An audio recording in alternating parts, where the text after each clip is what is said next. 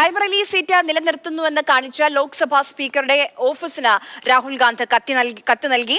പാർലമെന്റിന്റെ ആദ്യ സമ്മേളനത്തിന് ശേഷം രാഹുലും പ്രിയങ്ക ഗാന്ധിയും ഒരുമിച്ച് വയനാട്ടിലേക്ക് വരും. വയനാട്ടിൽ പ്രിയങ്കയെ മത്സരിപ്പിക്കാനുള്ള തീരുമാനത്തെ ചോദ്യം ചെയ്ത് BJPയും രംഗത്ത് വന്നു. ഇന്ന് വയനാട് മണ്ഡലം ഉപേക്ഷിക്കാനുള്ള തീരുമാനം എടുത്തതിന് പിന്നാലെ തന്നെ രാഹുൽ ഗാന്ധി സ്പീക്കറുടെ ഓഫീസിന് കത്ത് നൽകുകയായിരുന്നു.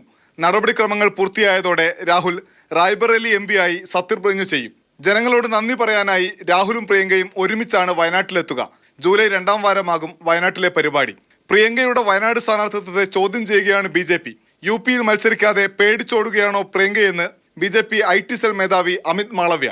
ഒരേ കുടുംബത്തിലെ 3 പേർ പാർലമെന്റിൽ ഇരിക്കുന്നതിനെ കോൺഗ്രസിലെ ജനാധിപത്യ വിശ്വാസികളെങ്കിലും ചോദ്യം ചെയ്യണമെന്ന് V മുരളീധരൻ.